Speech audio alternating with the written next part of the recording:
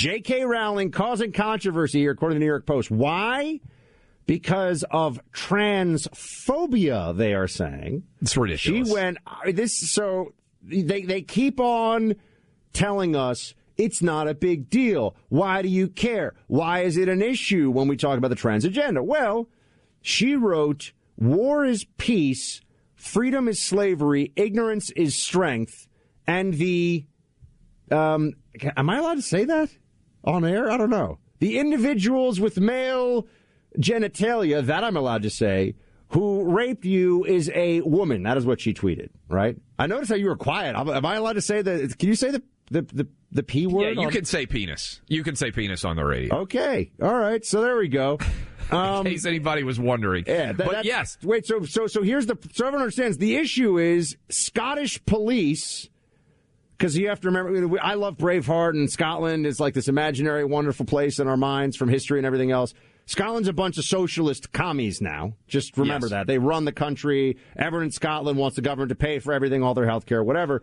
Scottish police, Clay, are now logging individuals who claim to be transgender but have done nothing officially to transition as women in rape cases where they're accused. So they're now being officially logged by police. When a man rapes a woman and says, I'm actually transgender, the claim is enough. They log that as a female, a female-perpetrated rape. And J.K. Rowling has a problem with that because she's not completely insane, and now they say she's transphobic again. I give credit to J.K. Rowling for being willing, and again, her tweet I think is significant because what it says is we're all being told things that we know are fundamentally untrue. War is peace, freedom is slavery, ignorance is strength. The penis individual who raped you is a woman, with a link to what's going on in parts of the UK. She's Scottish, I think, or lived in Scotland for substantial amounts of her life. I think that's where she started writing the Harry Potter books in Edinburgh, if I'm not mistaken.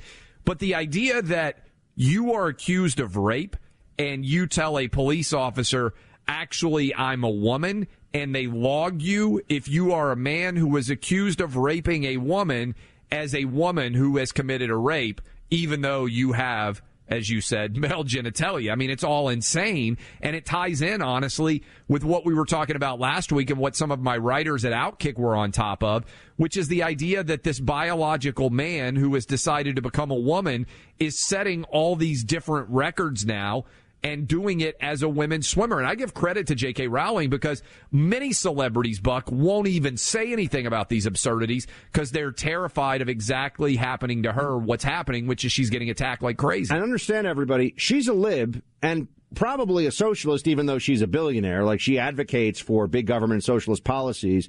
But she also is a feminist of some sort, or thinks of herself in that way, and recognizes that the real end truth, or the end state of what the left pushes for, is in a sense the erasure of women. I mean, women no longer are a category that makes sense. Women are an idea and not a physical reality, which, even as I say that, it sounds like I should be in a room with padded walls, and yet this is mainstream thinking among the Democrat Party here in America and among the left in the West more broadly.